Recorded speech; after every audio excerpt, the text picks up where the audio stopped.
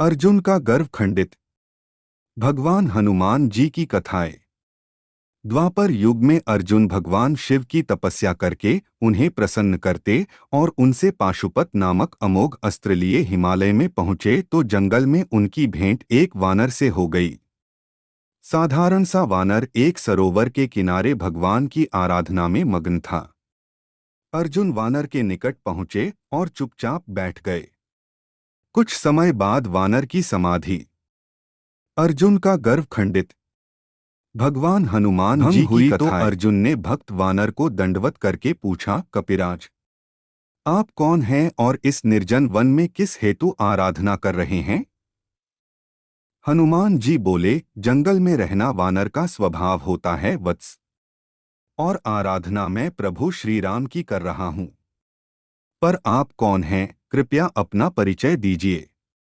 अर्जुन ने अपना परिचय देते हुए कहा, मैं पांडुपुत्र अर्जुन हूं, भगवान शिव की तपस्या करने हिमालय आया हूं। हनुमान जी बोले, मैं श्री राम का सेवक हनुमान हूं अर्जुन, शायद तुमने मेरा नाम सुना होगा। यह सुनकर अर्जुन ने हनुमान जी की पुनः चरण वंदना की और कहा, परंतु आप पर भी ये बुढ़ापा क्यों पवन पुत्र? हनुमान जी बोले, काल की महिमा अजय होती है अर्जुन, मैं भी कालगति से अछूता नहीं रहा हूं। यौवन के बाद बुढ़ापा आता ही है। अर्जुन बोले, पवन पुत्र, भगवान राम समय के बारे में अनेक किंवदंतियां फैली हुई है। मेरे मन में कुछ शंकाएं हैं, क्या आप उनका निवारण करेंगे? मैं भगवान राम के बारे में कुछ जानना चाहता हूं। क्या श्री राम वास्तव में ही इतने बड़े धनुर्धर थे कि उनके तीरों के तीक्ष्णता से ब्रह्मांड कांप उठता था? हनुमान जी बोले, इसमें क्या संदेह है। प्रभु राम तो स्वयं साक्षात विष्णु के अवतार थे, उनके बाणों के सम्मुख भला कौन ठहरा सकता था? अर्जुन बोले, और फिर भी उन्हें समुद्र पर सेतु बनाने के लिए वानरों की सहायता लेनी पड़ी थी। यदि वे वास्तव में इतने बड़े धनुर्धर थे तो समुद्र पर पुल तीरों से भी तो बन सकता था। स्वयं श्रीराम या उनके अनुज लक्ष्मण में इतनी सामर्थ्य नहीं थी क्या? हनुमान जी अर्जुन के अहंकार और व्यंग्य को ताड़ गए। वे समझ गए कि स्वयं को राम लक्ष्मण से बड़ा धनुर्धर समझ रहा है। वे अर्जुन को समुद्र पर सेतु बना लेना कोई मुश्किल कार्य नहीं था श्री राम के लिए। लेकिन अर्जुन, तुमने ये नहीं सोचा कि पुल पर से असंख्य वानरों को पार होना था। वह पुल इतना भार सहन नहीं कर सकता था। अर्जुन बोले, यहाँ मैं आपकी बात से सहमत नहीं हूँ पवन पुत्र। और फिर वारों में इतना भार कहाँ रहा होगा? मैं चाहूं तो अपने तीरों से इतना मजबूत पुल बना सकता हूं कि वानरों की पूरी सेना उस पर से गुजर जाए, फिर भी पुल न टूटे। हनुमान जी ने अब अर्जुन का गर्व खंडित कर देना उचित समझा, क्योंकि वह स्वयं को श्री राम से भी श्रेष्ठ धनुर्धर समझने लगा था। बोले, अर्जुन, क्या तुम अपने तीरों से ऐसा पुल बना सकते हो जो इतना मजबूत हो कि मेरे चलने से न टूटे? अर्जुन बोले, अवश्य, यह क्या मुश्किल है। सामने यह तालाब मौजूद है, मैं इस पर अपने तीरों से पुल का निर्माण किए देता हूं। आप उस पर चलकर उसकी परीक्षा कर सकते हैं। हनुमान जी बोले, अगर मेरे भार से पुल टूट गया तो? अर्जुन बोले, बिल्कुल नहीं टूटेगा, यह मेरा दावा है। हनुमान जी बोले, फिर सोच लो, यदि पुल टूट गया तो मैं व्यर्थ ही गहरे जल में जा गिरूंगा।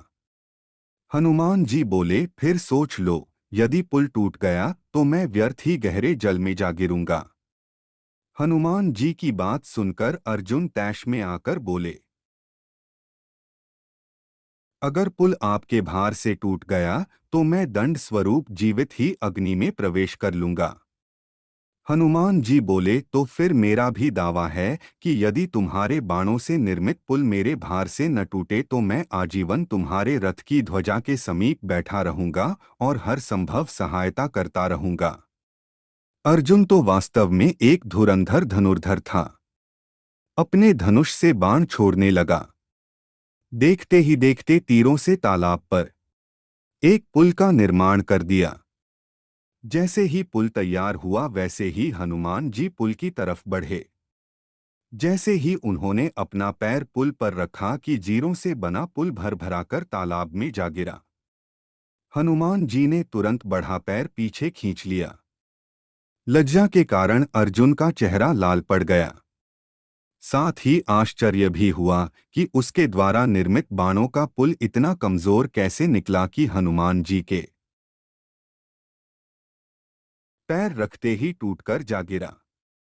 प्रतिज्ञानुसार अर्जुन ने लकड़ियां चुननी आरंभ की और खिन्न मन से जलने के लिए चिता तैयार करने लगा। तभी जंगल से एक ब्रह्मचारी हाथ में पलाश दंड उठाए वहां आ पहुंचा। उसने अर्जुन से पूछा, वत्स, कौन हो तुम और ये लकड़ियां किस लिए एकत्र कर रहे हो? अर्जुन ने सारी बात कह सुनाई।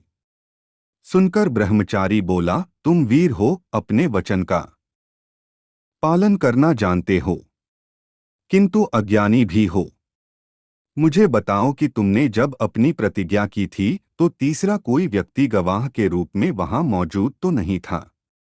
हो सकता है तुमसे कोई कपट भी तो किया हो सकता है। ब्रह्मचारी की बात सुनकर हनुमान जी आगे बढ़े। उन्होंने कहा, हम दोनों के अतिरिक्त कोई तीसरा व्यक्ति यहाँ नहीं था और वार्तालाप के मध्य कोई कपटपूर्ण बातें नहीं बिना मध्यस्थ के किसी विवाद का निर्णय नहीं किया जा सकता। अब मैं साक्षी रहूंगा। तुम अर्जुन को पुनर्धत्त बाणों का पुल बनाने की इजाजत दो, फिर तुम उस पर चढ़ना। यदि पुल टूट गया तो विजय तुम्हारी रही। हनुमान जी ने पुल बनाने की अनुमति दे दी। सहमति पाकर अर्जुन ने दोबारा बाणों से पुल बनाया। ब्रह्मचारी ने हनुमान की ओर संकेत करते हुए कहा, अब तुम इस पुल पर कूद सकते हो। यदि यह टूट गया तो अर्जुन अग्निदाह कर लेगा। हनुमान जी ने पुनः अपना पैर धीरे से पुल पर रखा, लेकिन पुल पर कोई प्रभाव नहीं पड़ा। फिर वे पुल पर चढ़ गए, लेकिन पुल पर कोई प्रभाव न पड़ा। फिर वे तेजी से पुल पर आगे बढ़ गए, किंतु पुल उसी भांति स्थिर रहा। यह देख हनुमान जी को आश्चर्य हुआ। वे सोचने लगे, आश्चर्य है, पर रंच मात्र भी असर नहीं पड़ा। इसमें अवश्य कोई रहस्य है। यह सोचकर जैसे ही हनुमान जी ने पुल के नीचे झांका तो उन्हें एक विशाल कछुआ पुल को अपनी पीठ पर टिकाए दिखाई दे गया। हनुमान जी की समझ में तुरंत आ गया कि स्वयं भगवान विष्णु ब्रह्मचारी के रूप में उसके सामने मौजूद हैं। उन्होंने चौंककर ब्रह्मचारी के चेहरे को देखा तो उस रूप में भी वे श्रीराम को तुरंत पहचान गए और दौड़कर उनके चरणों में गिर पड़े। ब्रह्मचारी ने अपना वेश परिवर्तित कर लिया। अब वे श्रीकृष्ण के रूप में हनुमान जी के सामने मौजूद थे। फर्क यह था कि अब उनके हाथों में बजाय धनुष बाण के बांस की बनी बांसुरी थी और सिर पर मोरे के पंखों से बना मुकुट था। कृष्ण ने हनुमान जी को उठाकर छाती से लगा लिया। अर्जुन, जो स्वयं भी हक्का बक्का सा खड़ा कृष्ण को पहचानकर उनके चरणों में, कृष्ण ने अर्जुन को उठाया और बोले, उठो अर्जुन, विद्या पर गर्व करना अनुचित है। तुम्हें अपने शरसंधान का घमंड हो गया था। अच्छा हुआ हनुमान जी ने तुम्हारा गर्व खंडित कर दिया। अर्जुन ने हनुमान जी से क्षमा याचना करते हुए कहा, क्षमा करना पवन पुत्र, मुझे अपनी भूल पर बहुत पछतावा हो रहा है। मैं वायदा करता हूँ अब भविष्य में भूल कर भी घमंड नहीं करूँगा। कृष्ण बोले, पर पश्चाताप हो रहा है पवन पुत्र, इसे क्षमा करना। हनुमान जी बोले, क्षमा का प्रश्न ही नहीं उठता प्रभु। जिसके रक्षक स्वयं आप सखा के रूप में मौजूद हों, उसे गर्व करना उचित ही है। भूल मेरी ही है प्रभु। कृष्ण बोले, भूल तुम दोनों में किसी की भी नहीं है। आदमी के अंदर बैठा अहंकार ही उससे उल्टे काम कराता है। इसलिए अहंकार को त्याग देना ही मनुष्य। बोला, मैं वादा करता हूं कि अब अहंकार मेरे मन में पनपेगा ही नहीं। हनुमान जी बोले, मेरा गर्व तो प्रभु के आते ही खंडित हो गया। प्रभु के सामने साधारण व्यक्ति का गर्व कैसा। यह सुनकर कृष्ण बोले, चलो अच्छा ही हुआ, तुम दोनों को अपनी अपनी भूल का ज्ञान हो गया। लेकिन अब तुम्हें अपनी प्रतिज्ञा पूरी करनी पड़ेगी पवनपुत्र। हनुमान जी ने आश्चर्य से कहा, कौन सी प्रतिज्ञा प्रभु। कृष्ण बोले, तुम बड़ी जल्दी भूल गए पवनपुत्र। याद है तुमने अर्जुन के सामने प्रतिज्ञा की थी कि यदि पुल न टूट सका तो तुम उसके रथ की ध्वजा पर बैठ जाओगे और उसकी हर संभव सहायता करोगे।